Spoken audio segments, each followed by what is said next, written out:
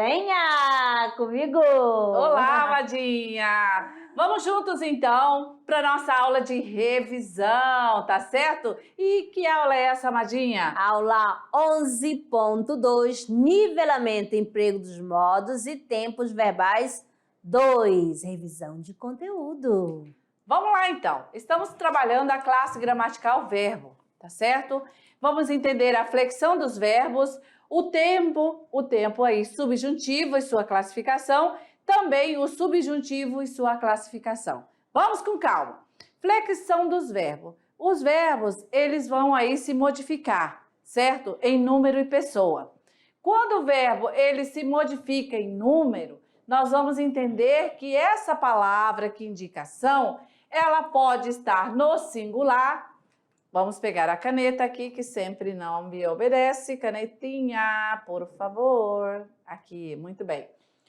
Os verbos, quando eles estão flexionados em número, aquela palavra que indica ação pode estar... Misericórdia, vamos aqui. Vai lá. Pode estar no singular Aqui. ou em número, singular ou plural. Aqui, Tá beleza, muito bem. Bom, para entender, nós vamos pegar uma palavra que indica uma ação. Por exemplo, o verbo falar. Só que o verbo falar, eu vou colocar aqui do lado. Falar, certo? Olha só, no infinitivo, certo? Quando nós vamos usar esse verbo falar em uma oração, ele vai alterar, ele vai se modificar para ele se adequar com as outras palavras na oração. E aí é que vem a questão da flexão. Por quê? Pode estar no singular, aí no caso fica... Eu falo bastante. Aí está dizendo que é da primeira pessoa do singular. Eu falo. Já na segunda, tu falas bastante. Aí fala segunda pessoa. Terceira, ele fala bastante. Já aí no plural, nós falamos bastante. E segunda pessoa, vós falais e eles falam. Bem, o que nós estamos falando aqui para você nesse exemplo é que os verbos, eles podem se modificar em número, singular e plural, e em pessoa, né? Essa pessoa, olha, ela tá aqui para você classificada, em que nós vamos ter 3, aqui separadinho. Eu, tu e ele, Do singular. nós, vós e eles, do plural, tá certo? Eu vou colocar assim. Plural, pura. Muito bem. Vamos agora para o modo subjuntivo. Nós vamos ter 3 tempos, tá? O subjuntivo, ele tem um tempo presente, um tempo pretérito imperfeito e o futuro. No presente, talvez seja esse o plano dele, ó, seja. Pretérito imperfeito, se eu soubesse, não perguntava.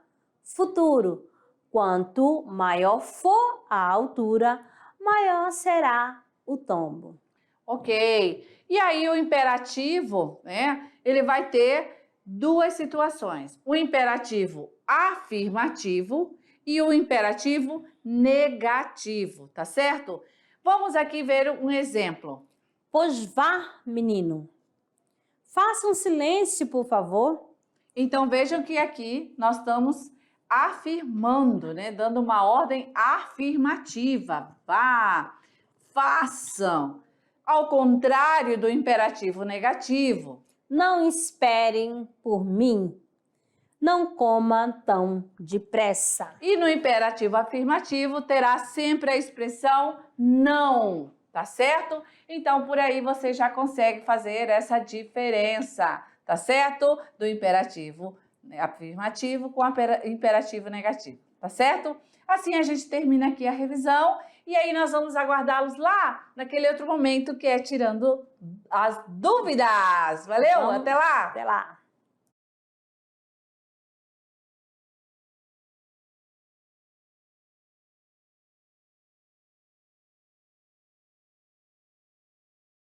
Oi, estamos de volta! Tudo bem? Pois é. Vamos lá então, porque chegou agora o momento do... Tirando dúvidas, resolução de atividade de sala. Simbora, questão número 1. Assinale a alternativa em que uma forma verbal foi empregada incorretamente. Letra A. O superior interveio na discussão, evitando a briga. B. Se a testemunha depor favoravelmente, o réu será absolvido. C. Quando eu resolver o dinheiro, pagarei a dívida. D. Quando você vier a Campinas, ficará extasiado. E. Ele trará o filho se vier a São Paulo. Qual das 5 alternativas nós temos aí uma forma verbal que foi aí usada incorretamente? Vamos lá, A, B, C, D ou E? Olha só, nós temos aqui a letra B. Se a testemunha depor favoravelmente, o réu será absolvido. Questão 2. Com o último trompejo do berrante, engarrafam no curral da estrada de ferro o rebanho. Trecho de Guimarães Rosa. A forma verbal engarrafam-se encontra no tempo. Engarrafam se encontra no tempo A. Presente do subjuntivo. B. Imperfeito do indicativo. C. Pretérito perfeito do indicativo. D. Presente do indicativo. E. Imperativo afirmativo. E agora, José Maria, qual é o seu gabarito? A, B, C, D ou E? Trazendo aqui para vocês, ó, letra D, presente do indicativo. Engarrafam. Porque acontece no momento da fala, é no agora, belezinha? Por isso que o gabarito é a letra D.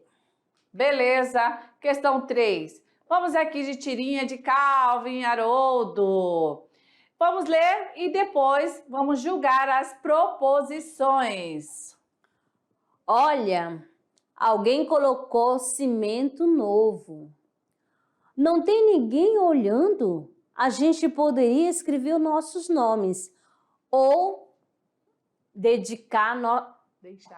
deixar nossas mãos ou alguma outra coisa. Ou alguma outra coisa. Acho melhor acharmos uma mangueira logo. Não achei que isso fosse secar tão depressa. Ai, ai. Vamos lá, então.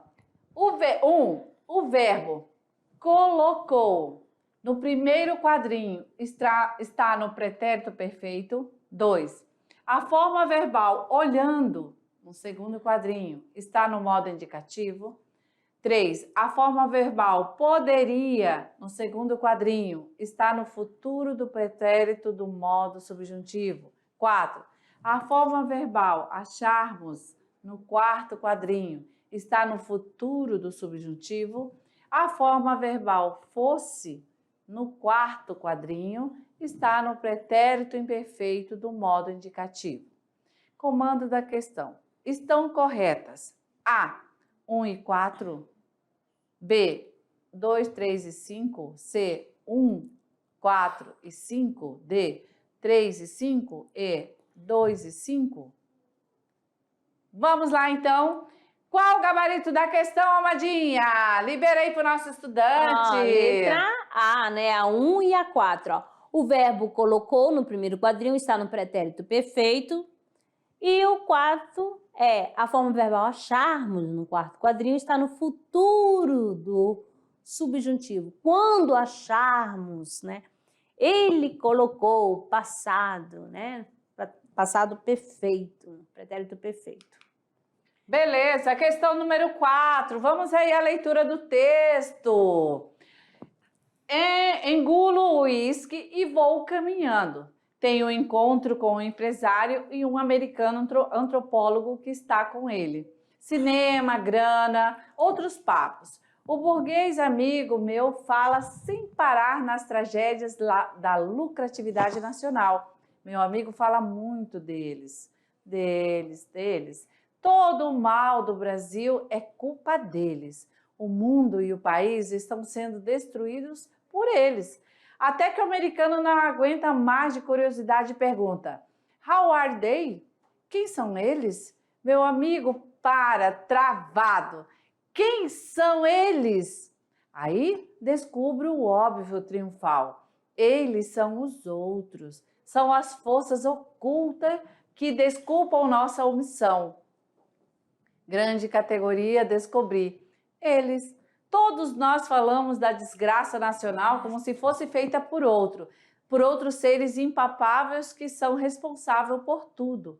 Eles podem ser o governo, o operariado, os americanos, os jornalistas. Todos, menos eu. Arnaldo Jabor. Um texto aí adaptado, né, certo? E agora vamos para o comando da questão. Analise as frases abaixo, retiradas do texto, considerando tempo e modos verbais. 1. Engulo meu uísque e vou caminhando. 2. Descubro o óbvio triunfal. 3. Eles são os outros. 4. Todos nós falamos da desgraça nacional. 5. Eles podem ser o governo. Beleza. Comando da questão. Assinale a alternativa correta. Passando para o imperfeito do subjuntivo, a frase 1 ter-se-ia a seguinte construção: se engolisse o uísque e fosse caminhando. B. No imperativo afirmativo com o interlocutor você, a frase 2 seria assim escrita: descobre o óbvio e triunfa. C. A frase 3 está no presente do indicativo e no pretérito perfeito seria: eles eram os outros. D. Mudando-se a pessoa do verbo da frase 4 para a terceira pessoa do plural, ter-se-ia a seguinte construção: todos eles falarão da desgraça nacional. E, na frase 5, temos uma locução verbal cujo verbo principal está no futuro do pretérito. Então, amadinho, qual a alternativa que você vai assinalar e que ela esteja correta? A, B, C, D ou E? Olha só, temos aqui a letra A, né? Passando para o imperfeito do subjuntivo, a frase 1, ter-se-ia a seguinte construção: se engolisse o uísque fosse caminhando. Então, aí está corretamente empregado o modo e o tempo verbal no subjuntivo. Beleza, então vamos agora para aquele momento que é o aluno treineiro, aluno mediação. Chegou a hora do Se liga no Enem! Vamos aqui, nós temos aí já uma questão, com certeza você vai dizer, meu Deus, tanto texto. É assim mesmo, tá? Devagar, a gente vai colocando aqui para você, porque é o momento de realmente treinar, né? O Enem, ele traz questões, às vezes, com 2, 3, 4 gêneros textuais. Então, vamos aí, vamos à leitura. Nós temos o gênero textual, que é receita, certo? Para aí dar embasamento na nossa questão. Então, nós temos uma receita do bolo de cenoura, temos aí o segundo momento em que nós temos a cobertura, né? E temos a massa. Tudo é receita, né? O modo de preparar. Então, a receita ela tem duas partes: os ingredientes e depois o modo de preparo, ok? E por último, a cobertura, tá certo? Depois da leitura de todas as informações desse gênero textual, vamos para o comando, né? Para ver o que essa questão vai aí nos cobrar. Beleza, vamos lá. Os verbos apresentados nesse texto suscitam a ideia de comando a ser seguido devido à sua conjugação no modo. Letra A, subjuntivo. Letra B, declarativo. Letra C, infinitivo. Letra D, imperativo. Letra E, indicativo. Vamos voltar aqui, você vai olhar aqui no texto. Vai procurar o quê? Após a leitura? Os verbos. Aí você vai lá no modo de preparar. Olha só, onde que está o verbo? Liquidificador é um verbo, amadinho? Liquidificador não é aquele negócio que faz... Não. Que Então, você vai procurar as ações, né? Muito bem. Então, adicione... Opa! Circula aí para o nosso estudante. Adicione, misture, acrescente, bata. Adicione novamente, misture, acrescente. Então, você percebe que vai repetindo aqui, ó. Bom, então a pessoa que está preparando essa receita, através desses verbos, ela vai fazer uma ação. Mas é uma ação que ela quer ou é porque o verbo dá esse comando para ela agir dessa maneira? É claro que é o verbo. E esse tipo de verbo, qual é que dá esse comando, que dá essa ordem? Ó, tempere, né? Asse. Adicione. Mexa. Ele está dando uma ordem, né? É um verbo imperativo. Muito bem, esse é o gabarito. Se você marcou, parabéns, que você já está no caminho certo, beleza? Então, todos os verbos na construção de uma receita são aí classificados lá no modo imperativo, tá certo? Muito bem. Então, vamos juntos. Vamos agora para aquele momento topzera da galáxia, que é o Clube de Leitura. Vamos lá! Olha que legal! Que maravilha! Então, veja só. O Clube de Leitura é esse momento que dá oportunidade para você, estudante, mediação tecnológica de Rondônia. Você tem oportunidade de estar em contato, né, com uma leitura que vai te levar a outros horizontes, a outros campos, a outros momentos. E essa leitura é do Alto da Barca do Inferno, certo? É uma obra que traz aí uns fatos daquela sociedade, fazendo uma crítica, né? É uma sátira que envolve aí toda uma oralidade. E esse texto, antes de estar aí no livro, ele foi dramatizado, né? Ele foi dramatizado, serviu aí no tempo ali do rei, né? Então fazia parte desse momento de distração daquela sociedade.